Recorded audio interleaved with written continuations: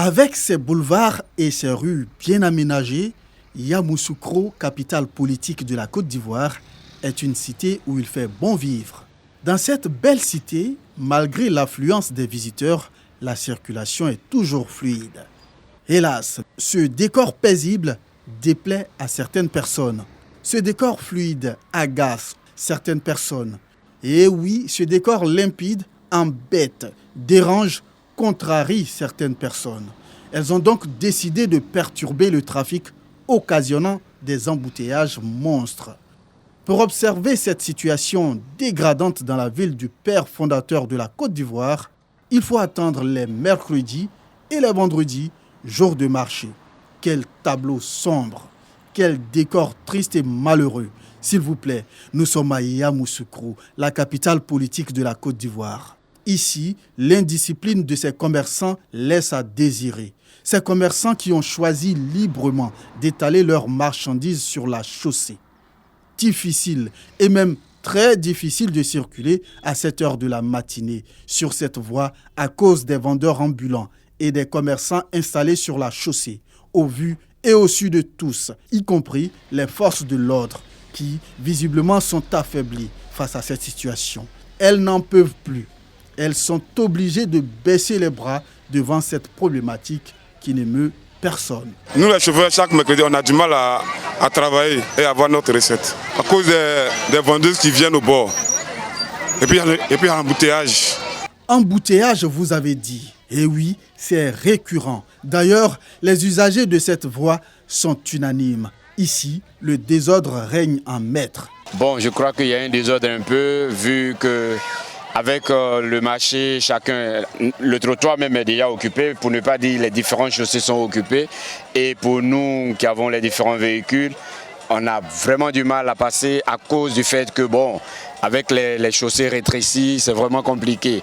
Et s'il y a un peu d'ordre, bon, les corps habillés sont là, mais par moments c'est difficile de leur part de pouvoir essayer de ramener un peu l'ordre par rapport à cette situation-là. Chaque mercredi, c'est un peu ça, un peu le calvaire.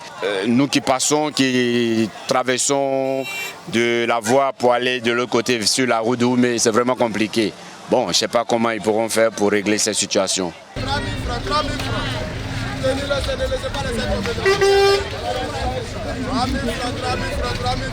Avec l'incivisme et l'indiscipline observés sur ce taxe, les accidents de la circulation sont bien fréquents. On fait comment? Nous-mêmes, ce qu'on est là, ça ne nous plaît pas, mais on ne sait pas comment on fait. Ah, il n'y a pas marché. On est dedans quand même. Souvent, on marche là.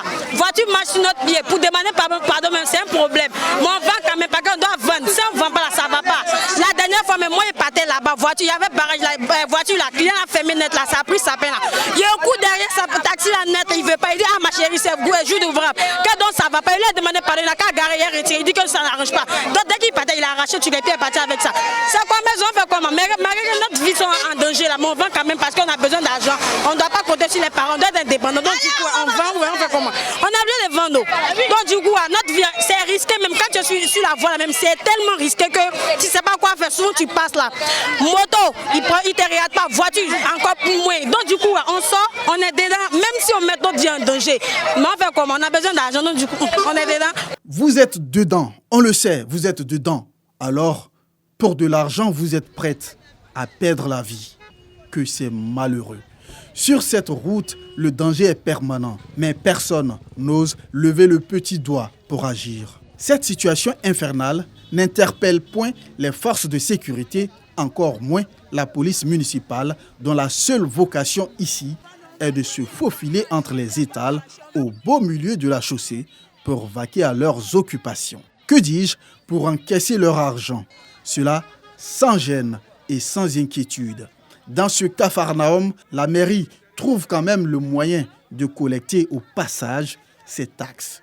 Car peu importe le sort des vendeurs et vendeuses, le plus important pour eux, leur argent et rien d'autre. Quand tu sors dans le taxi net, tu déposes bagage là. La mairie dit ma chérie tasse. Il dit ah tonton, pardon, je viens de déposer net. La taxi vient de me déposer. Il n'a même pas convenu un. Il a déposé taxi, il a donné l'argent à comment? Il a pris sa peine de 27 000. Il a enlevé puis il a qui va va partir avec ça. Ce jour-là, je vous jure, c'est ma tante qui est venue prendre sa place. Parce que moi, il est déjà barré, il est attaché. Mais il dit, mon frère, c'est dans ça que moi, je gagne ma vie. Donc, du coup, tu vas pas partir avec. Donc, il dit, forcément, il va partir avec ça. Il dit, tu peux pas. Il dit, à cause de 200, tu vas partir avec quelque chose de 25 000. Ça m'arrange. Il dit, il va partir avec ça.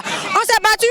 Se battre, normal, c'est inévitable. Si tel est que c'est dans ce désordre que les taxes sont encaissées, et oui, c'est inévitable si leur rôle est de prélever des taxes à tout prix et peu importe si l'administré est éligible ou pas. Peu importe. Que du désordre. Quel dommage. Le temps d'une solution pour fluidifier le trafic sur ce tronçon, un gigantesque carton rouge est adressé aux vendeurs ambulants et à tous ces marchands installés sur la voie publique au mépris de leur vie.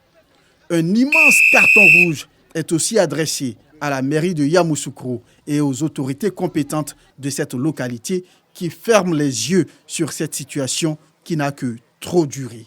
Carton rouge aux forces de l'ordre et de sécurité qui se rendent ainsi coupables du désordre qui sévit sur cette voie publique en plein cœur de Yamoussoukro sous leurs yeux.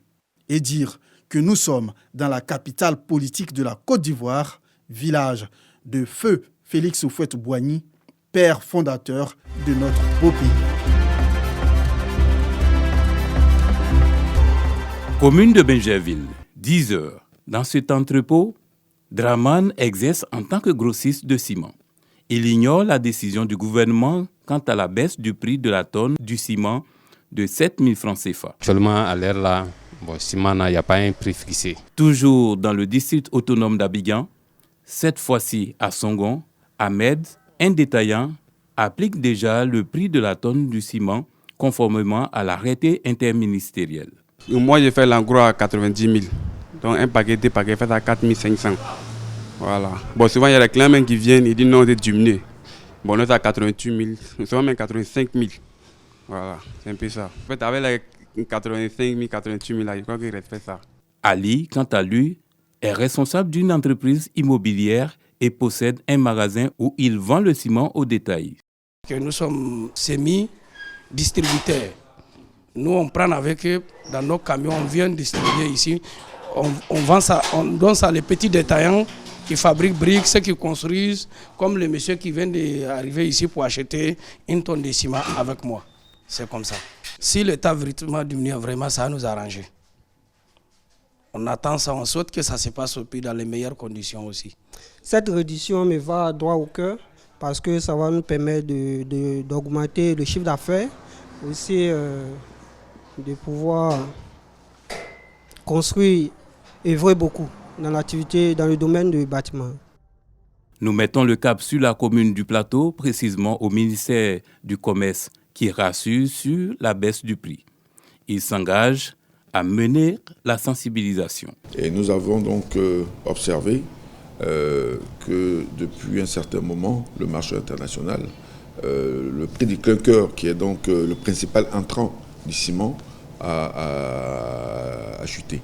Donc bien évidemment, nous avons travaillé à ce que cette baisse-là soit profitable au consommateur final, ce qui explique effectivement que depuis le 26 décembre 2024, le prix du ciment a effectivement baissé en Côte d'Ivoire. En tout cas, le niveau du plafonnement, qui était donc de 85 000, est aujourd'hui à 78 000 sur la tonne de ciment de référence, qui pour nous est le CPJ 425N.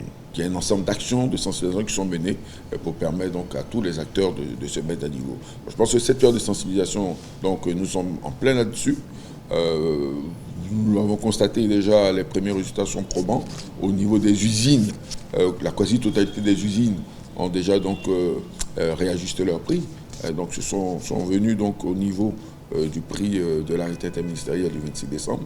Et bien entendu, au niveau des distributeurs, nous continuons bien entendu la campagne de sensibilisation qui devrait prendre fin en toute logique au 1er février. Le directeur général du commerce intérieur invite acteurs du ciment et population à respecter la décision gouvernementale. Le gouvernement vient à travers donc la fixation des prix du ciment donner un droit à chacun des consommateurs ivoiriens. à chacun des consommateurs ivoiriens de pouvoir acheter le prix du ciment au prix fixé par le gouvernement. Il leur revient de défendre ce droit. Il leur revient de défendre son droit, non pas par la violence, non pas par des troubles à l'ordre public, mais tout simplement en signalant les différents manquements qu'ils vont observer sur le terrain. Cette décision intervient dans le cadre du programme de lutte contre la vie chère. Tous les types de ciment ont subi une baisse de prix de la tonne de 7 000 francs CFA.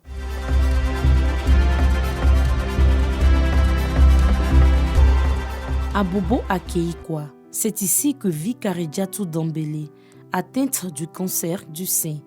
2 ans déjà qu'elle souffre de ce mal. Cette maladie a bouleversé sa vie. Elle sentait une boule, mais je ne savais pas que c'était un genre de maladie comme ça.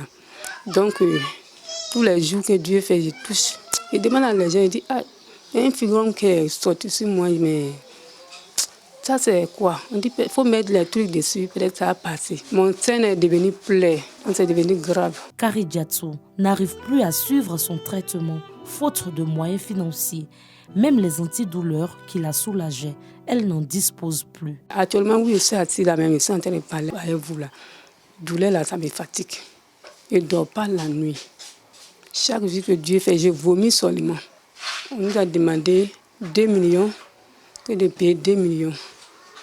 Donc aller là, 2 millions la même pour avoir la même, il n'y en a pas. Le cancer lui a causé d'autres dommages, dont un ballonnement du ventre et des problèmes respiratoires. Une situation qui trouble son quotidien. Le médecin m'a dit que j'ai un problème de foie, le ventre aussi.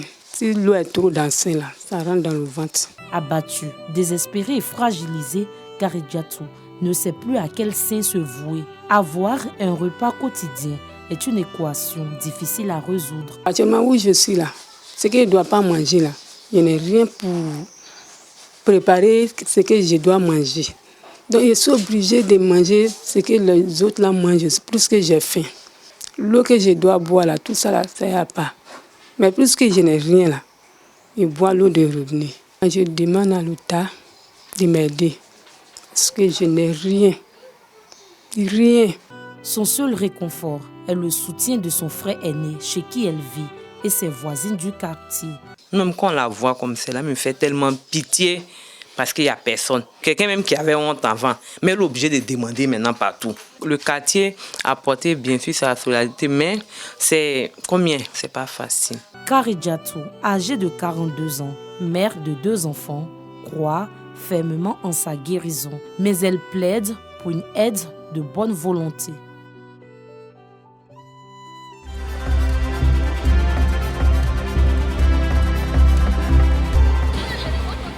Touro, situé sur l'axe Boaké-Katiolo à environ 14 km de la ville de la Poterie. S'il y a un fait qui trouble la quiétude des populations de cette localité, de la région du Hambol, c'est bien la suppression des dodanes.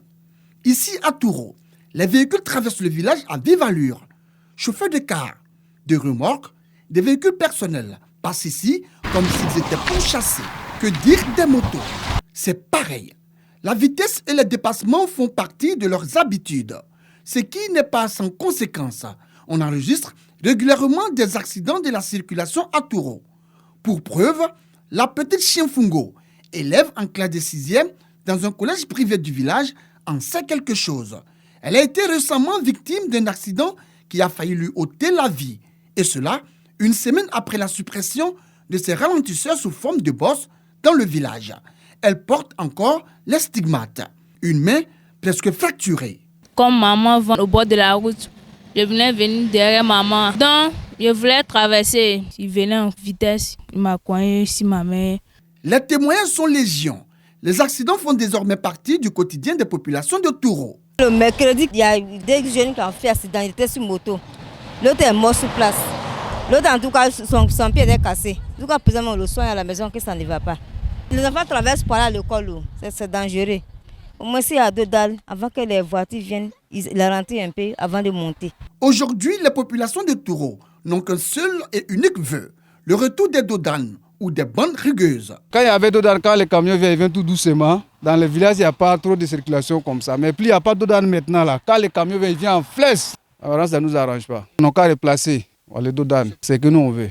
C'est vraiment risqué pour nous, les habitants de ce village et les enfants aussi. On souhaiterait vraiment que les gens viennent replacer encore les bandes rigoureuses là, pas partout mais au niveau du village seulement pour sécuriser les enfants du village. Le souhait ardent des populations n'est malheureusement pas partagé par les transporteurs qui se réjouissent de la suppression des dodanes qui, selon eux, atténuaient leur vitesse et occasionnaient des pannes de leurs véhicules. Les dodanes là, ça, quand on monte sur la dodane là, ça fatigue le véhicule ouest. Ça nous arrange. Le fait qu'il n'y a pas de temps, mais moins de vitesse. Pour aborder un village, vraiment, il faut une limitation de vitesse au moins 50. Même si on peut réduire plus que ça, même, c'est bon. On ne sait pas à quel moment les gens vont passer.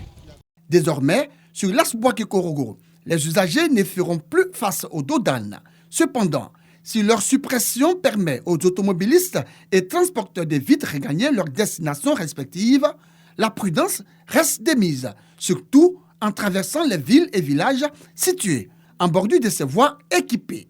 Prudence, prudence et prudence.